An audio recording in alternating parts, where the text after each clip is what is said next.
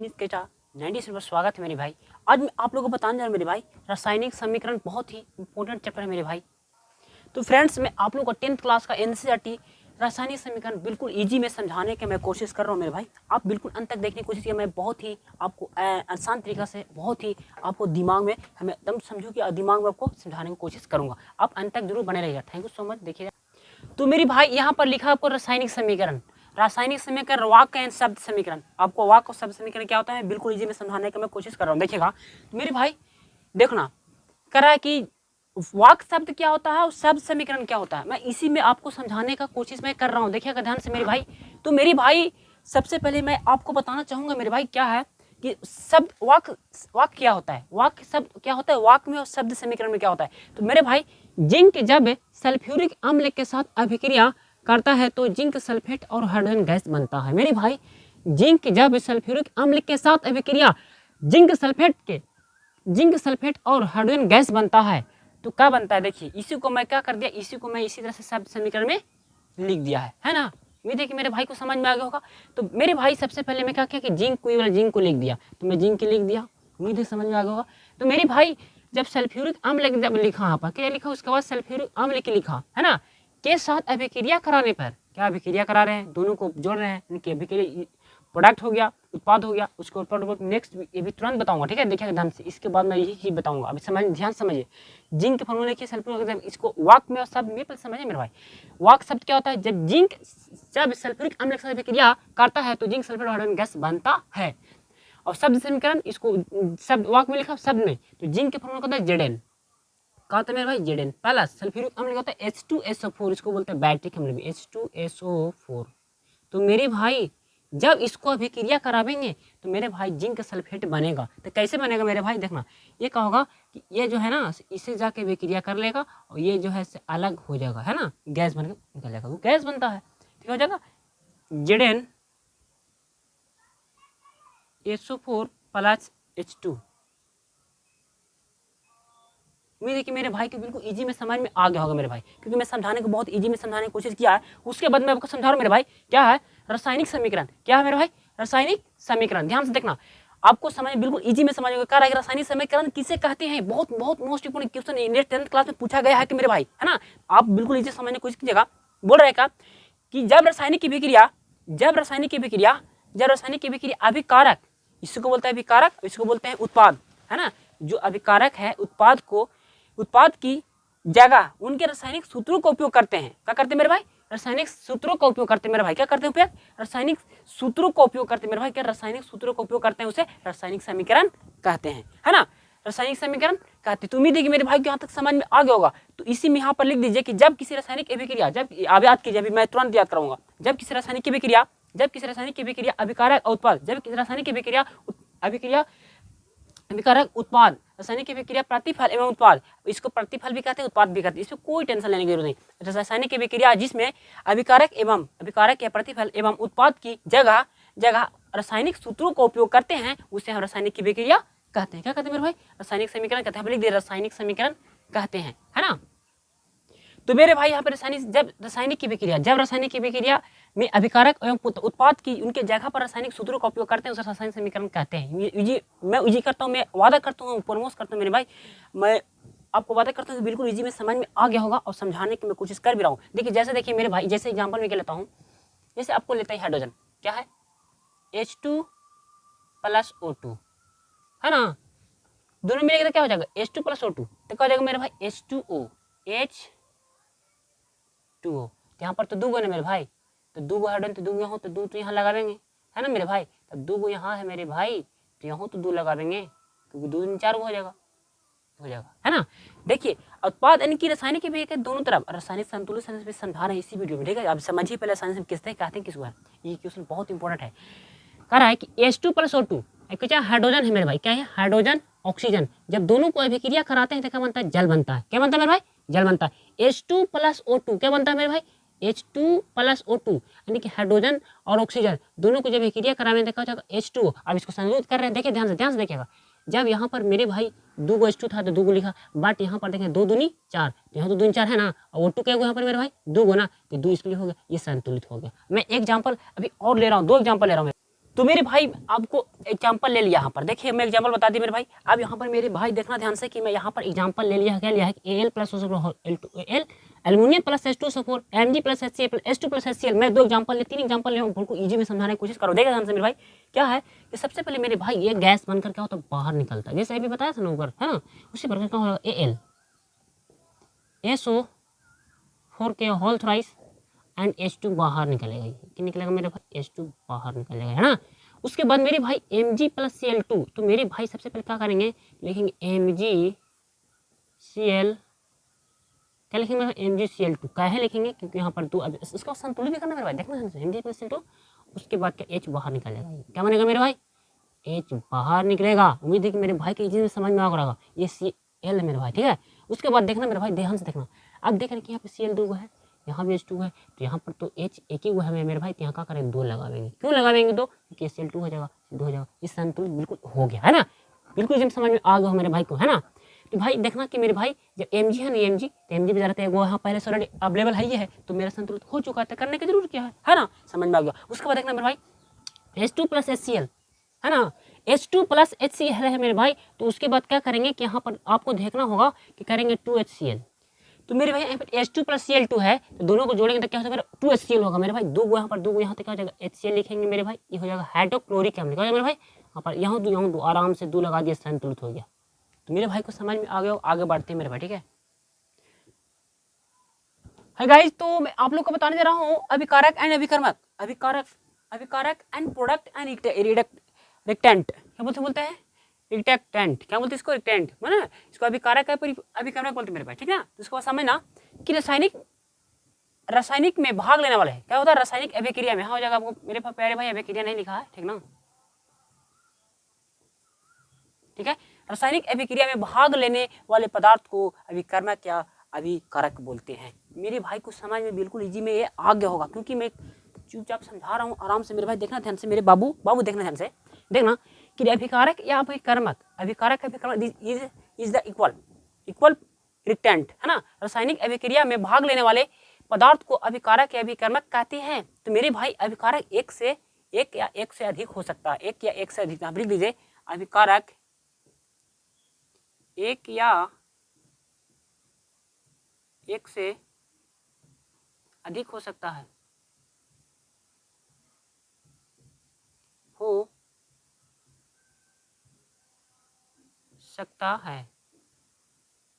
मेरे भाई के समझ में आ गया होगा, है ना।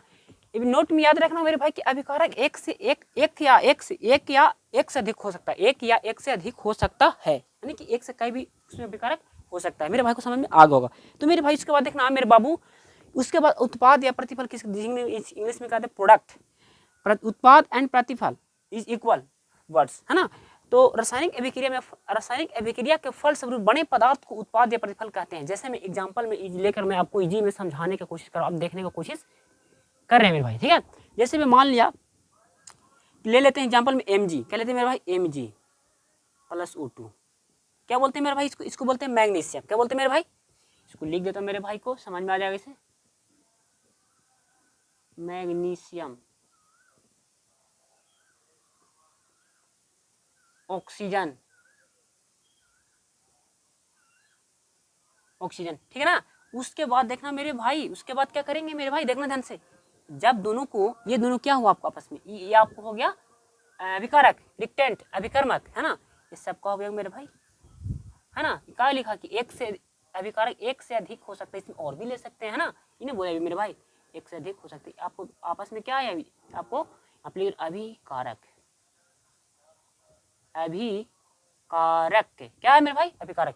अब दोनों को मिलाएंगे मेरे भाई तो क्या बनेगा, प्रोडक्ट बनेगा, मतलब कोई चीज के तैयार होगा, है ना। तो उसको बोलते प्रतिफल है, उत्पाद बोलते हैं, क्या MgO, ये बचेगा MgO। तो ये अभी बना नहीं है मेरे भाई, आपको ये 2 यहाँ तो 2 यहाँ तो करना पड़ेगा। आ रहा है कि नहीं समझ मेरे भाई, आ रहा है समझ में ना मेरे भाई को, बिल्कुल इजी में समझ में आ रहा। तो देखना मेरे भाई, जब यहाँ पर Mg किया, जब यहाँ पर MgO किया, तो यहाँ तो O तो यहाँ 2 है, तो आराम से यहाँ पर 2 लगा दीजिए, यहाँ तो नहीं है, तो मेरे भाई को यहाँ पर तो भी और लगाना पड़ेगा, वो देखना यहाँ पर MgO आया कि समझ में। तो 2MgO मैग्नीशियम यानी कि संतुलित भी हो गया, यहाँ पर लिख दीजिए कि आप संतुलित हो गए। जैसे मेरे भाई समझना, इधर Mg किधर है, देखना ध्यान से, जैसे मान लीजिए इसको बोलते LHS, LHS RHS, ठीक है। अब इधर देखा कि मेरे भाई अभिकारक हो गया, और इसको लिख देते मेरे भाई को प्रोडक्ट यानी कि उत्पाद, प्रतिफल, उत्पाद लिख देता हूँ, उत्पाद, है ना, समझ में आ गया मेरे भाई क्या।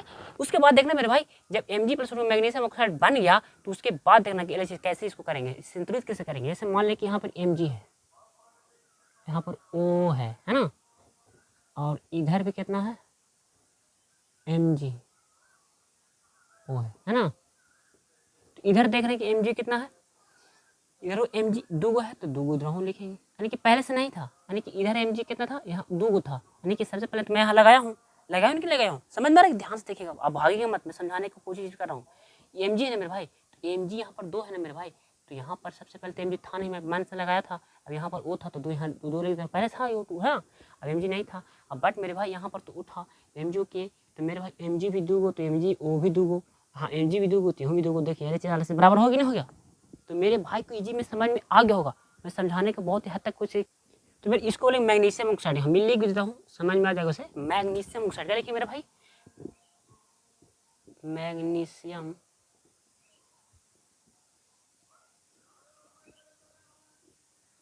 ऑक्साइड, ये आपको याद रखना होगा मेरे भाई कि उसको क्या बोलेंगे, उसको बोलेंगे मैग्नीशियम ऑक्साइड, यानी कि Mg+O2 this equal is product है, यानी कि दोनों के प्रोडक्ट को निर्माण किया वो क्या, मैग्नीशियम ऑक्साइड को निर्माण किया, है ना मेरे भाई को बिल्कुल इसे समझ में।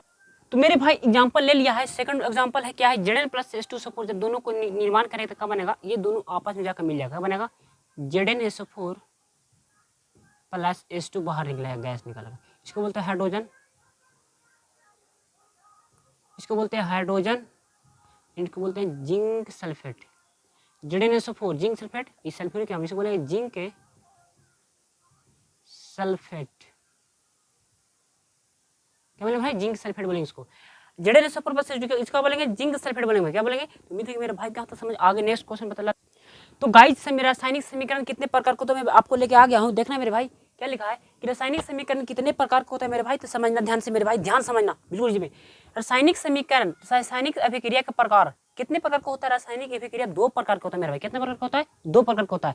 रासायनिक अभिक्रिया 2 प्रकार का होता है, पहला में संतुलित रासायनिक समीकरण, उसको मैं डिटेल से समझा रहा हूँ, उसके बाद मैं असंतुलित बताऊंगा, समझना ध्यान से कि जब रासायनिक अभिक्रिया, जब रासायनिक अभिकारक, जब अभिकारक, मेरे भाई शॉर्टकट तरीका में लिखा है, ज्यादा भारी डिफिकल्ट नहीं लिखा है, आराम समझना कि जब अभिकारक किसको बोलते हैं, इधर को बोलते हैं, उत्पत्ति को बोलते हैं, अभी तुरंत समझाया कि समझाया, मैं बिल्कुल रटवा रहा होता ना। तो जब अभिकारक LHS मेरे भाई, मेरे बाबू ध्यान से कि जब अभिकारक LHS तथा उत्पाद RHS, मेरे भाई उत्पाद RHS में तत्वों की संख्या समान हो, उसे हम संतुलित रासायनिक समीकरण कहते हैं। तो चलो मैं आपको समझा दे रहा हूँ मेरा भाई, LHS है या RHS है, तो मेरे भाई LHS कितना है, H2 मेरे भाई कै गो है, तो बोलिएगा 2 गो है, O2 कै गो है, तो बोलिएगा 2 गो है, बोलिएगा मेरे भाई 2 गो है। अब दोनों को निर्माण जब होता है तो क्या बनता है, H2O बनता है कि नहीं। अब इधर देख रहे हैं कि मेरे भाई इधर H2 है, तो इधर तो H2 2 गो तो है ही है, देखिए A2 तो मेरे मालूम नहीं है, नहीं ना है, तो मेरे भाई कि जब यहाँ पर H2 2 गो है तो यहाँ 2 गो है, तो यहाँ तो होना चाहिए 2 गो, है कि नहीं, तो 2 तो लिख ही दिया, लेकिन अभी भी तो अब मेरा गलत है, कैसा गलत है समझा रहा हूँ, देखिएगा H2 2 गो है तो 2 लिख दिया, ठीक ना, तो 2 गो लिख दिया, तो यहाँ 2 गो, तो यहाँ O2 एक ही गो है, तो अगर 2 यहाँ पर लगा देता हूँ तो ये 2 इसके लिए भी हो जाएगा, इसके लिए हो जाएगा, देखिए हाइड्रोजन तो 4 गो हो गया ना जी, इधर कितना होगा 2, तो यहाँ 2 लिखना होगा, लिखा 2 हो रहा, तो 2 दूनी 4, तो यहाँ पे 2 नहीं लिखेगा 4 लिखेगा, बोले क्यों आप मिटा के 4 लिख दिए, तो मेरे भाई यहाँ 2 दूनी 4 गुण है, समझ में आया कि नहीं यार, 2 दूनी 4, 2 को 2 लिख दिया, उसके बाद देख रहे हैं कि यहाँ पर भी 2 लगाना पड़ेगा मेरे भाई, तो यहाँ लगा रही, तो आप मिटार के 4 लिख दीजिए, अब बोलेगा मिटार के क्यों लिख दिए, तो मेरे भाई मिटार के लिखेंगे नहीं तो संतुलित होगा कैसे, इसी को तो संतुलित बोलते हैं मेरे भाई, कि दोनों तरफ LHS RHS को प्रोडक्ट को समान करना, मैं बताऊंगा इसी से डिफिकल्ट लाऊंगा मेरे भाई, ठीक है ना। आप भी फिलहाल में बहुत अच्छा समझने की कोशिश कीजिए कि 2H2 इधर भी 4 गो, इधर 4 गो, यानी कि आपको ये संतुलित हो गया, क्या मेरे भाई, ये संतुलित, इसको लेंगे संतुलित समीकरण, ठीक है, संतुलित समीकरण। तो उम्मीद है मेरे भाई को ये भी इजी समझ में आ गया होगा, संतुलित समीकरण किसे कहते हैं मेरे भाई, तो जब अभिकारक में याद करता हूँ, देखिए याद करिए तुरंत याद कीजिए, जब अभिकारक LHS तथा उत्पाद RHS में तत्वों की संख्या समान हो, उस संतुलित समीकरण कहते हैं, ठीक है, आगे समझो, नेक्स्ट पढ़ते हैं। तो मेरे भाई उसके बाद में समीकरण सेकंड लिखा गया असंतुलित। पहले मैं बताया था संतुलित रासायनिक समीकरण और दूसरा का मैं बता रहा हूँ असंतुलित रासायनिक समीकरण। तो मेरी भाई ये 10th क्लास का आपको बहुत पूछा कि संतुलित समीकरण कितने प्रकार का होता है, 2 प्रकार के। बहुत ईजी, मैं रटवा नहीं रहा हूँ, बिल्कुल समझा रहा हूँ, बिल्कुल पॉइंट वाइज समझा रहा हूँ मेरे भाई, देखना। तो मेरी भाई यहाँ ध्यान समझना मेरे भाई, अभी समझाया था क्या संतुलित रासायनिकरण असंतुलित बताया था, उसके बाद पहले संतुलित ना था। संतुलित क्या बताया था कि जब एक कारक LHS तथा उत्पाद RHS में तत्वों की परमाणु संख्या समान होता है उसे संतुलित समझेगा। लेकिन अभी बता रहा हूँ असंतुलित में, वो समझना संतुलित असंतुलित। तो रसायन जब अभिकारक LHS तथा उत्पाद RHS में तत्वों की परमाणु संख्या असमान हो उसे हम असंतुलित रासायनिक समीकरण कहते हैं। उसके बाद देखना कि LHS इधर कितना है, इधर Mg कितना है, एक प्रोडक्ट है, यहाँ लिखेंगे Mg लिख दिया। और इधर जो प्रोडक्ट बनेगा मेरा क्या बनेगा, MgO बनेगा, मैग्नीशियम ऑक्साइड बनेगा मेरे भाई। क्या बनेगा, मैग्नीशियम ऑक्साइड। तो देखो Mg तो इधर मेरा एक है, O2 क्या गो है, वो ऑक्सीजन क्या गो है, 2 गो है, बट इधर कितना है बोलेगा आपको, एगो है, और उसके बाद O कितना गो है, एगो है। तो मेरे भाई ये संतुलित है कि नहीं है, दोनों तरफ बराबर है, कहाँ नहीं ना है, इसको क्या बोलेंगे मेरे भाई, बोलेंगे असंतुलित रासायनिक समीकरण है। तो मेरे भाई एक चीज और याद करना, नोट पॉइंट में कर देना कि भाई मेरे भाई कि असंतुलित रासायनिक समीकरण में, बाबू ध्यान समझना, असंतुलित रासायनिक समीकरण में परमाणु की द्रव्यमान संख्या समान होता है, समझ गए। और असंतुलित के बारे में मेरे भाई केवल असंतुलित का समझा रहा हूँ, संतुलित का मैंने इसी के बारे में समझा रहा हूँ, संतुलित के कि असंतुलित रासायनिक समीकरण में परमाणु के द्रव्यमान संख्या, इसी में असंतुलित रासायनिक समीकरण में द्रव्यमान की परमाणु संख्या, परमाणु द्रव्यमान संख्या आपको असमान होगा। जब यहाँ पर असमान रहेगा तो असमान लिखेंगे, और अगर यहाँ पर संतुलित रहेगा तो लिखेंगे संतुलित रासायनिक समीकरण में परमाणुओं की संख्या बराबर, यानी परमाणु की द्रव्यमान संख्या समान होंगे। समान रहेगा तो परमाणु, देखिए मेरे भाई इतना सीधा सवाल को समझिए कि अगर असंतुलित रहेगा तो उसमें परमाणु द्रव्यमान असमान रहेगा, असमान तो असमान, अगर संतुलित रहेगा तो समान रहेगा। यहाँ पर समझना कि असमान है तो समान रहेगा, समान तो समान रहेगा। तो मेरे भाई की इजी में समझ में आ गया, बहुत ही इजी में समझाने की मैं कोशिश किया मेरे भाई। तो मेरे अगर ये वीडियो अच्छा लगा मेरे भाई, ये वीडियो मैं डेली बना रहा हूँ, तो मेरी भाई अगर वीडियो को अच्छा लगता है तो सब्सक्राइब और शेयर जरूर करना, क्योंकि मैं वीडियो इस तरह से हमेशा बनाते रहता हूँ और बनाऊंगा मेरे भाई। तो अच्छा लगा कि मेरे चैनल को सब्सक्राइब और शेयर जरूर करना, बहुत मेहनत लगता है मेरे भाई। Thank you so much, all the best.